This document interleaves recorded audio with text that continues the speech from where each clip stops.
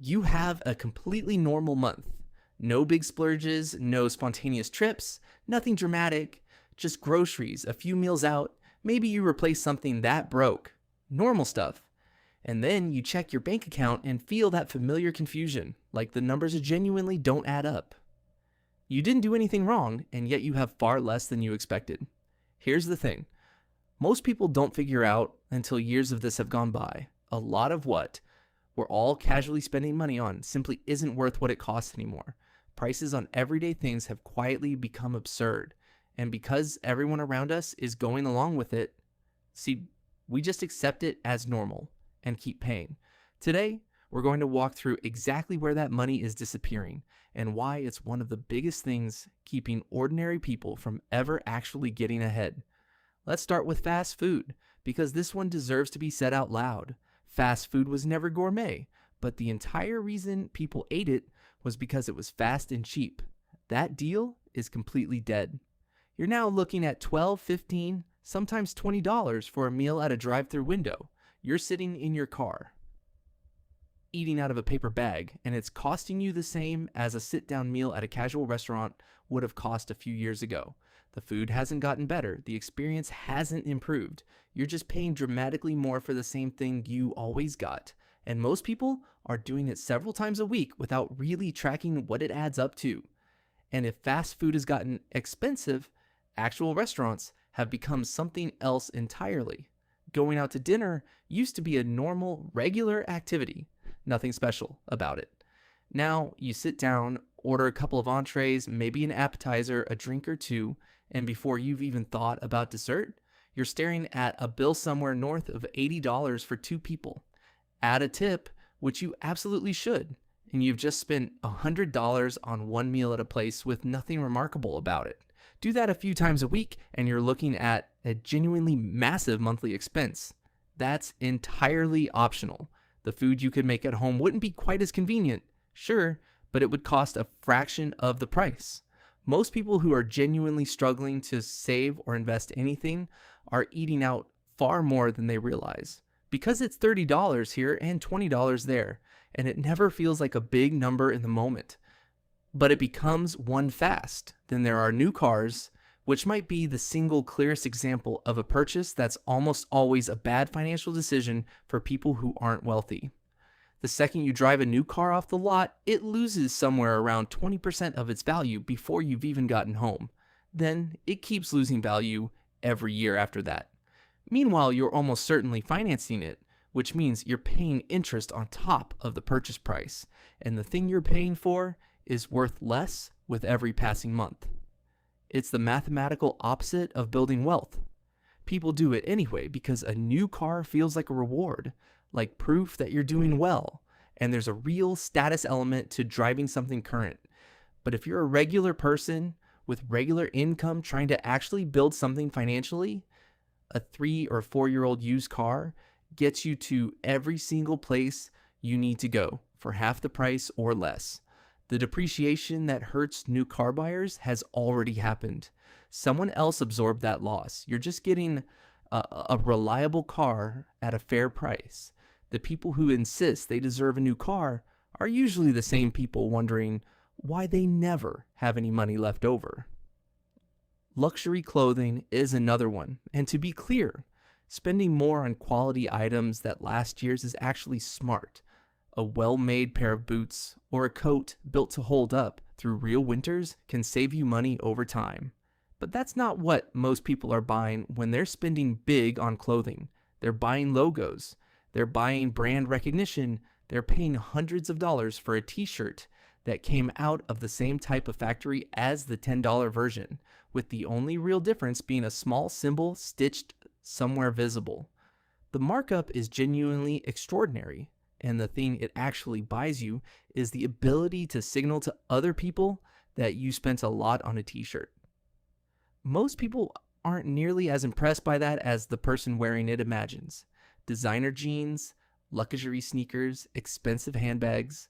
The quality gap between the high-end version and a normal version is usually pretty small. What you're paying for is the brand's marketing budget and the feeling of belonging to something. That's fine if you have real financial freedom. It's a problem if you're doing it on a credit card while your savings account sits empty. Vacations have also quietly crossed into territory that most people can't actually afford, even though it still feels normal to take them. Travel used to be something you could do on a budget without too much stress. Flights were more manageable, budget hotels were genuinely budget, and you could have a real trip without it hanging over your finances for months afterward. Now, everything in that category is expensive, including the affordable options, and people are still booking these trips because social media has made travel feel like something you're obligated to do. Everyone's posting pictures from somewhere beautiful, and the pressure to keep up is real. So people book trips they can't genuinely afford, spread the cost across credit cards, and spend the better part of a year paying it off with interest. Experiences have real value, absolutely. But experiences paid for with debt that takes 12 months to clear come with a cost that usually isn't visible in the photos. Taking smaller trips, exploring what's nearby, saving international travel for when you can actually pay for it without borrowing, none of that sounds as exciting, but it also doesn't put you in a hole. Streaming services are a smaller version of the same problem. Any single one of them is a pretty reasonable monthly expense, but almost nobody has just one. Most households are paying for 4, 5, sometimes 6 of them simultaneously, which adds up to $60 or $80 a month, close to $1,000 a year for television.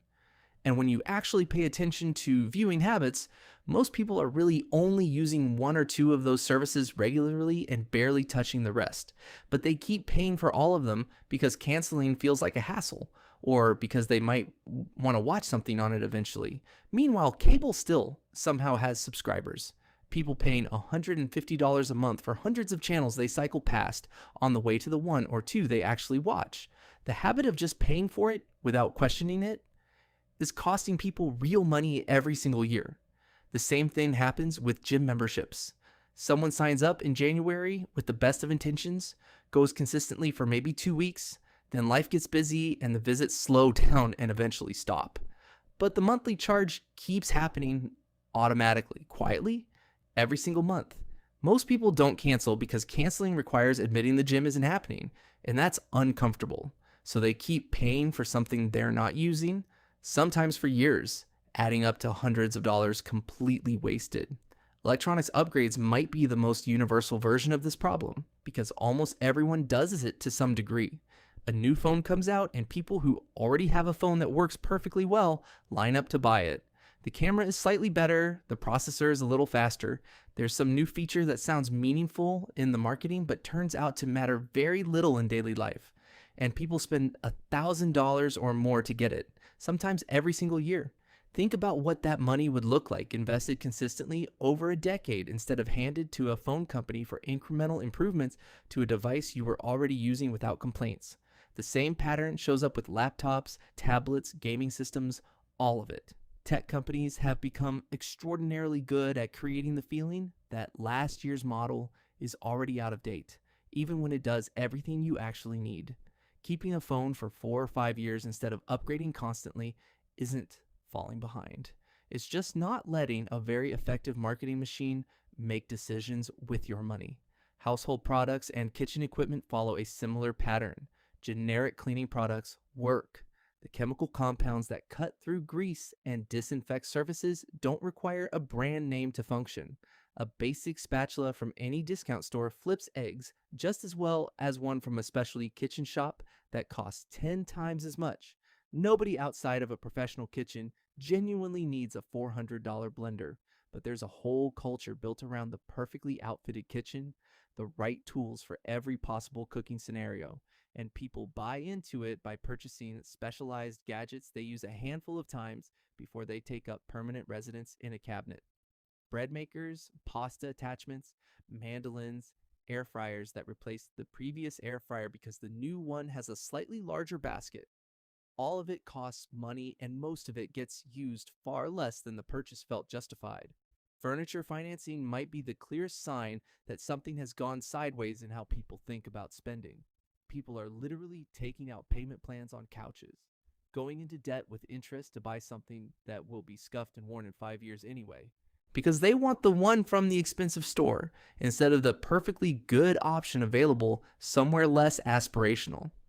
You can find solid, functional, attractive furniture through secondhand markets, clearance sections, and stores that aren't trying to sell you a lifestyle along with the sofa. But the pull toward having everything look a certain way, match a certain aesthetic, be something you'd feel comfortable photographing is strong enough that people will finance it. And that interest payment on a piece of furniture is just money gone, buying nothing. The thread running through all of this is the same. It's spending driven not by what something is worth or how much you'll actually use it, but by how it makes you appear to other people or even just to yourself. The new car, the designer shirt, the vacation photos, the upgraded phone, the beautiful kitchen setup.